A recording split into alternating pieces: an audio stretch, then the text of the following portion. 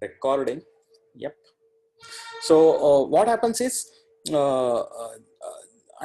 generally, so Lichess is all online play. So there is an expectation that people will follow the generally good guidelines for online play, which means that every game you will try to play with the intention of winning or at least drawing. Okay, you will not want to throw away any game. You will not want to take very short draws. If you take a draw in a very few moves, that is also considered as not a good behavior because you are not playing competitively. Okay, what is the third thing that may happen intentionally or unintentionally?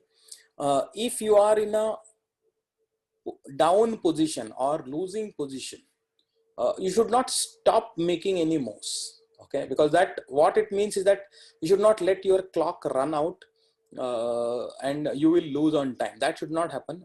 Even if you are down, even if you are about to get checkmated, do play it, let checkmate happen, that's okay, but that's a good end to the game. And if you are really the whole, my suggestion is that every game you should play on till checkmate. Okay, because you learn a lot of things even in an end game, and sometimes there are stalemate chances. So don't stop playing, don't even resigning. But if at all you feel it is so hopeless then it is better to resign the game so that your opponent can also start playing a next game, right? So sometimes some people have ended up, what they have ended up is that not resigning and not making any move either. So like they might have 5 minutes left, but they will just let the time run out, and the opponent is also stuck because of that, because the result is not there, right? So that also may happen, because of which and this happens once or twice, it is nothing. But if it happens more number of times, then Lichess considers it as not good behavior and it will deduct some points. And if you follow below some threshold, then your account may get suspended. Okay, that is one thing that may happen. The other part that you should never do, I have sent a note, is you should never enable engine in your tournament games or in practice games also, because that is considered as cheating, right? And cheating is a very, very serious offense. Even if you do not realize it, how serious it is, but both Lichess and both of us take it very, very seriously. So you should never ever put on the engine analysis in your games. Okay. What Lichess happens is that if their algorithms detect that you have done it, then they will close your account. You cannot even revive the account. Okay. And if a second time they close it, then they will not allow you ever to come back on the Lichess. Okay. Sir, doesn't... Sir, I got disconnected. What was this about cheating and all? No, it is just that you should never, what I was saying is that you should never enable engine. See, you can always enable an engine. For example, if you go to tools and you can set the analysis board and you can enable the engine, and then you can keep parallelly, you can keep on. So even if you are directly not enabling in your game, parallelly you can take another browser window and you can start analyzing the same game, etc. Okay, time is not less, but sometimes but if such a thing happens and they detect it, then they will disbar you from ever playing again with that account. Okay, so then you will have to... Doesn't he? I had a question. Yeah. I do analysis with the engine after the game. Is that okay? That is very much okay. In fact, that is desirable. You should do it all the time. All I'm saying is during the game, do not enable it ever. Okay. After the game, more than welcome. You should do it. In fact, that is the only way to improve. But after the game is over or after the tournament is over. Okay. Sir, one time Lichess automatically forfeits the game to the opponent if they sense you are using engine. Absolutely, absolutely. And if it happens second time, then they will close out your account. Okay, and a third time if it happens, then they will not allow you to create an account itself. So, yeah. Sir, will they ban your IP address from the Lichess site?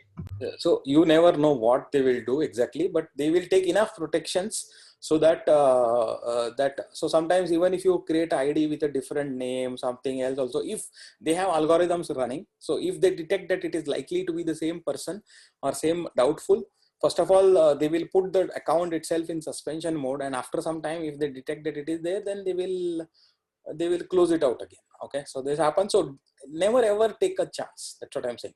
Never ever. And if I detect it, I will also suspend from the class. First time offense, I will suspend. If someone does a second offense, then I will remove it for life. Then you will never be able to come to my class again. Okay, so don't ever take any chances, even for fun, or sometimes you might not realize it seriousness, but it is very bad, just as bad as in school if you are caught cheating. Similarly, I'm just saying that it is sometimes you might do it for fun or something, but it is a very serious business. Okay. So, is having multiple accounts bannable? I don't think so. In the If you use it, so especially if in you use it Lichess, for different purposes. For example, what I have done is I have created one more account for me called etpass, and etpass gives, because if I have to, sometimes I have to play with the level 1 folks, and then I don't want to play my standard game, which will be too much to play with the L1. So I want to play, I want to give away some material. I want to sometimes purposely let them learn by defeating myself, etc. But at the same time, now I don't want to lose my rating and something. So sometimes while playing with L1, etc., I will choose the another account and play at a lower level with them. So like this, you can do it, but you should have a very purpose, should be very clear, and you should be able to explain to anybody why you are doing it. Otherwise, generally, it is a good idea to play, to have only one account. And okay. Yeah. Any questions? Anyone has any? Somebody was saying something, I think. So, Yeah. Go ahead. so not in the tournament matches, but in the other matches, the casual ones. Yeah. So me and my brother, they're both in the MCL3 class, but we both play the one match together. Like both of us use one of our accounts and we play against some opponent. Is that okay? Yeah, that is okay. That's okay. I don't think it is. Matlab you use each other's accounts to play. Huh? That's what No, you're saying. sir. Like sometimes my brother will and I will use my account. Sometimes we'll use his account and we'll play against some other person. Like Yeah. It is okay. It is okay. That is nothing wrong with that. So it is okay. But generally, you will most of the time you will want to use your own account. It's okay. But it is. I mean, it is not a crime to use another thing. But yeah. So Yeah. sometimes I accidentally don't play the move on time, or else because of Wi-Fi issues I can't play the move in time, and then the game ends. So then it says that you can get suspended for doing it. Yeah, so normally what it will do is because network errors do happen. So it is not that on a single, once it happens, they will not suspend it. But if it happens 2-3 times in a short duration, let us say within 1 hour, 2-3 times it happens, then they do not know whether it is due to network or whether you are not. So then they will suspect that it is there and they may suspend it. But generally, I've seen that. See, if due to network, I have also lost once or twice due to network disconnects, but that is not, it never happens 2-3 times in a very short thing. So in which case it is okay. But if you are really at a place where there is bad network and things, then it may happen. Then it is better that then you do not play an arena tournament. Sorry, someone is saying something.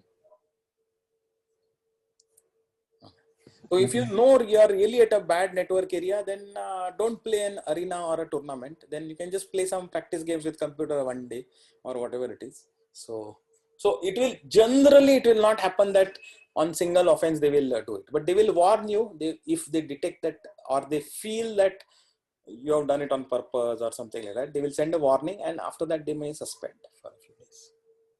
Okay, fine. Then yeah. so another thing. Yeah. Sir, and Chess King also, you have created an account for us on Lichess now. Can we use the same account and password? No. Those are two different platforms. So generally on Lichess, I don't create the account. I let you create. Only thing is that I suggest that you use the same user ID. Yes, sir. They're not connected, but it is just for simplicity's sake, because you are used to knowing each other and that ID. That is why I suggest. But Lichess, normally you create the account yourself, and you can and you have to own and maintain that account.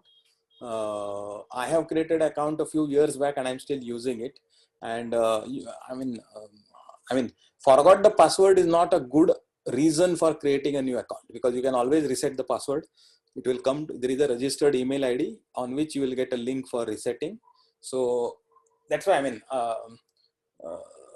forgot the password is not a thing. You can always reset. But that's why the endeavor should be for everybody to maintain the same account and use it for life, because that will show you your both your history also, and your what you call it will show your progress also. Everything will be there, and it will also give you a good standing. It is like a credit rating, right, in US or on this side, etc. It is just like that. So try to have that.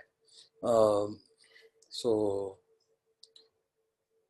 yeah, so I think that is that. Okay, any other questions, or we'll move on to the next topic?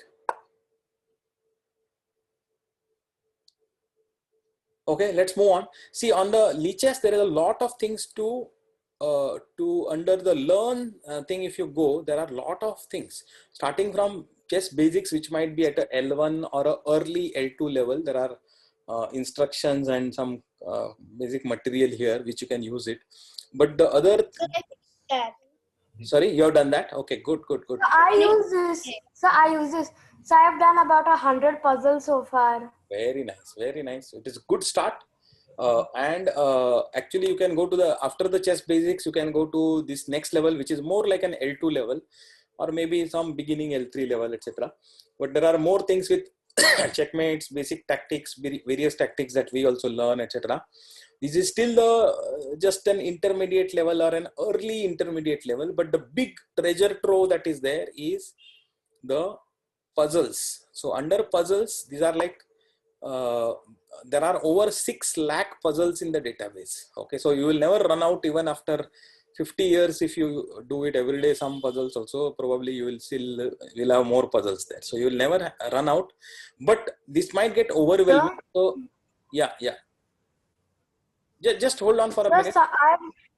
Okay, sir. Okay, just hold on for a minute. I'll explain and then you can. So while there are so many puzzles, but there is a controls that are available for you. You might start with the easiest puzzles and then go to next level, then go to next level, then go to harder one, and finally you might want to go to hardest, right? That way you can choose the levels. Second thing is that you can also choose a theme instead of randomly picking up from them. There are phases of the game. Based on that, there are so many classification or motifs which are like themes, right? So advanced pawn, attacking on f2 or f7, exposed king, hanging piece, fork, pin. So like this, there are so many things, and then there are more advanced topics. So like this, there are, and you can see how many puzzles are there. Within that, again, the classification will be there of easiest, easier, normal, harder, and hardest, 5 levels. So you can, what I'm saying is, if you have time, you can use this, and you can also do mates, mate in 1, 2, 3, 4, all kinds of things, special moves, lot of things you can practice this and systematically, because rather than doing so, one way to learn, at least in the early stages, is to take one theme and do a few. You can put a target that I will do 25 easiest, and then 25 easier, and so like total I will do 125, or total I will do 200, or whatever it is, and I will do it in so many in each category, and then I will see. So like this, you can keep learning, but there is a whole treasure trove that is available for you. I don't know how it looks. I have to see on the app, but on the web, when you log in on a laptop or a tablet, then it is much easier to browse this and see this. But I'm sure you can do it in the app also, all this classification and things. But there is an immense amount of things that is there. And the other thing that is there is this video library, which are mostly links to YouTube videos, or sometimes they might be on other platforms. But there is a whole lot of, these are all tags here, and you can simply think. So openings, middle game, master games, so many classifications are there, and lot of videos are there. So if you have time, like if you have holidays, currently this is a holiday season, you have time, maybe due to COVID you may not be going out and you want to watch some more things, just as there are various themes. So for example, even based on openings or middle game or end game or various things. So these are all tags, and you can search, and you can even search. For example, I want to search for Scotch Gambit. Let me see, Scotch Gambit. Yep, 9 videos found for Scotch Gambit, right? So like this, or what was that? We wanted to say molar attack, huh? Or what was that? Max Lang attack. Let us search for Max Lang. No, nothing. Yeah, Max Lang also you found something. So the third thing, I think. Oh, I was the host for He came back. brief He came moment. back. Wait. What is that? Uncle, Yeah. Uncle, you left. You were lagging, and then you left. Ah, okay. So, but I have come back, right? So I am. Yeah, you came back. Okay. So So you then were I was the host for a brief moment. Okay. Yeah. So once the host joins, the next person who joins will become the next host once the main host leaves. Okay. All right. Cool. Fine. So I think yeah, I am on my mobile network currently. I am at my hometown in Goa. So that is the reason why I'm not on a broadband, but I'm on a mobile connection, and sometimes it is flaky. All right. So what I was saying is, yeah. So the next thing that obviously I have all of you know about is the analyzing, how to analyze the game, yeah, how to, first of all, you know how to look at all your history games. You go to your ID, click on the profile, and then here there is a game activity tab is there, and then there's the games tab. So if you go to the games tab, wait, do I have to start recording again? No, it is already on. Okay. So games tab, it shows you all your games in reverse chronological order, latest one first, and then you can analyze that game again. You can go there, and if you can take an analysis board, for example, and then go back, and then see this kind of analysis you can always do. And here there is an engine on off, right? So you can always analyze. Sir, You if you should click analyze. on the little, Sorry. sir, if you click on the little book, there you can see the opening you made. Opening Explorer, you are saying, or what? Like right now, before you open your Explorer, there's a little book, a small book next Yeah. to. Here. This will give you the This will give you the opening Explorer book. Yes, this does give you. So it shows you in any position, like especially in the beginning, it will tell you all what is the frequency of the moves across in the database. Like millions of games, they have said how many moves. So for example, if you play white plays e4, right? Then what is the thing? Black plays c5, which is Sicilian defense. That is the most popular. Next one is e5, which is the open game. Then there is e6, which is French defense. c6, Caro-Kann. d6, which is modern defense. And then g6. So d6 is perk and g6 is modern, etc. But you can always, for example, if I do this, then there are so many options. Knight f3 is the most common, but bishop c4, knight c3 is there, f4 is there, king's gambit, right? And every opening it will tell you what is the percentage after on that move. After that move, what is the percent statistics? How many won by white? How many won by black? How many? So this is a good explorer tool. Sometimes you can use it to look at the common or different moves in any position in popular openings that you play. Okay, don't go into the forest because this is an endless forest openings. But some typical openings, if you play the Scotch gambit or Scotch opening or Italian opening from white and black, right? You can always play and you can see what are the common moves in the database. Okay. Plus you can use the engine to look at various options. Okay. What was this game? Netra versus Shivaji. Huh? Okay. E4, E5. So I see the way to do it is I can see if I put the engine on, it is telling you the best line here. what it thinks is the most critical line, and you can always see it, and sometimes you can make your own moves. Here I played NF6, Nitra played NC3, and then I played knight takes E4, which is a sham sacrifice. And the whole idea behind this is that white should take it, but black gets the piece back, and it's an equal position, and black gets very good development because both these pawns come to the front, right? So even if you take the pawn back, I take it, and you go back and attack. So now these are the variations that I've just introduced, and they're recorded here as variations, right? And I might play, where should I play? Maybe I should play queen d6, or I can play queen c5. d6 is better actually, but then your knight might come here. Yeah, it may happen. I don't know. Come here, queen e7. Okay, something like this. But anyway, the engine is running, so you can always analyze like this. If you don't want to engine, you can always turn it off. But this is the way to analyze your own games.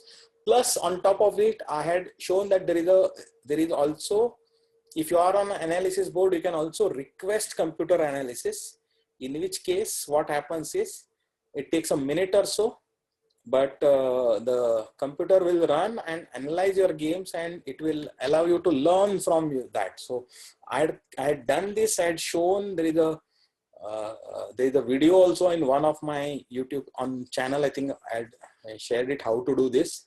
Some of you are doing it regularly, and those, I think they are improving. But it shows you a lot of things. It shows you graphically how the game went, right? So what it starts is, white generally starts with a small advantage, right? Tiny advantage. But what happened is, here it is saying after, on the fifth move, actually, it went to black's favor, right? And then it was like black had an advantage with further increase. It became a little bit less here, but then finally it dropped further. And after that, it was all things. So this graphically also you can see, it will show you what was the opening stage, what was the middle game stage, end game stage, etc. And it will allow you to learn from your mistakes. So if you click this, then it will directly take you to a position where, in this position, I think what I did was I did E takes D4, and that it thinks is a is a mistake. So I should have done something else here. So what is it that I should have done? You can find the move. Sorry? You can try and find the move. You can try and find the move, and if you cannot, then you can always view the solution. Both things are there, but this is the way to actually do it, and then it will take you to the next one within that, for example, right? So this way, so for example, I may have done this one. It is thinking that this is a good move, right? So then it will take you to the next position where again maybe I made some mistake, right? Or I did not. So wherever it is.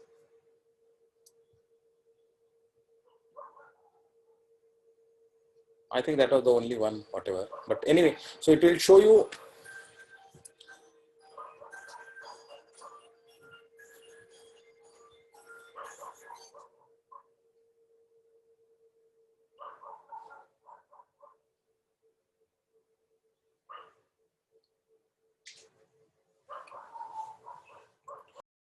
Now, second.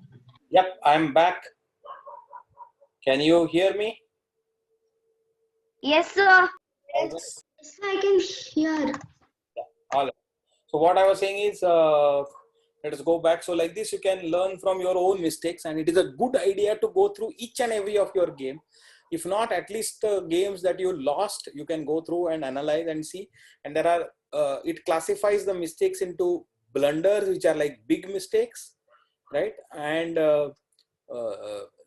general mistakes, which are medium average mistakes, and then inaccuracies, which are like small mistakes. So like this, it will tell you, and it will also tell you your average centipawn loss. Centipawn means 1/100th of a pawn, right? So how many pawns are you losing? So if it is 50 centipawn loss, that means every 2 moves you are effectively losing 1 pawn, effectively, okay, in terms of points. So the lesser it is, the what do you call, the lesser the centipawn loss, the better is your play, obviously. And don't look at it from one game. Try to look at it from an average. I think I've done this exercise for the L3 folks. So L2 folks also, when they are about to complete, we will do it. So yeah, so this way you can learn a lot. So yes. On Lichess, if you make one blunder and it says to make a move, sometimes you have sometimes I have lots of blunders because it keeps on telling me to make that one move. Example you want to show? I don't think I can find the game, but yeah. Hey Rohan, you are feeling sleepy or what? What is that? It's okay. It's a session is getting recorded. So if you had a long day, you want to sleep off, it's okay. Don't have to stretch your eyes. So, all right, fine. So I don't know exactly. Maybe you might want to just share that game and this one. Now with me. Now you can always. Okay, the next thing that I want to go is for an L3 team. I had asked to create studies, right? And it was not for an L2, but the L2 team I think can also know, because you are very soon going to complete it and then you're going to go into L3. So one of the things that I had done is, there is a concept called as study, and I had given my studies, and I had created a book called Max US. There was a book, and I had assigned one game each to each one of you in the L3 class to enter it. That book chapter was given to you, and you had to enter it. So we are going to see that, and we are also going to see how to use this study feature. So one of the students in L3, which is Ansh, right? He's part of the L3 team. He is using this really well. He has not only completed his assignment, but he's probably working on some extra things, stretch. And also this week he was also created a study for one more of his games. So I thought I will ask Ansh to explain how he's doing that, and then beyond that I will also put in. So how to do it, because so some of you have done it, but I'm not able to see it. Okay, but the way I'm able to see Ansh's assignment, some of you have told that you have done it, but I'm not able to see it. So Srushti, are you there? I'm not sure. And maybe Ramnath. I think both of you probably told me that you have done the assignment, but I'm not able to see it. So anyway, let us do is let us take a 2-minute break or a 3-minute break. Okay. And then let us rejoin on the same class, and then I will ask Ansh to lead it by showing how he has created the study, and then we will see it. All of us will benefit from it. So maybe we might want to take a 2-minute break to catch up, maybe restroom, washroom, or take a glass of water or whatever it is. So let me, yep. Uncle? Yeah, I'm going to end the session now and rejoin in 2 minutes. Okay. Okay, Uncle. I'll ask it later. Yeah. Okay. So let us take a 2-minute break or 3-minute break. Okay. Sir, don't end the session, sir. Just we'll just stay in the class or something. We'll just stay in the class. that will not work. What is that? I didn't understand. So I think he's telling that we can stay in the class only. We'll stay in the class for the time. No, because there's no point, because the meeting's going to end in like 6 minutes. Yeah, meeting is going to end in 6 minutes. Rather than that, let us start a fresh meeting so that it will continue. Okay. Yes, sir.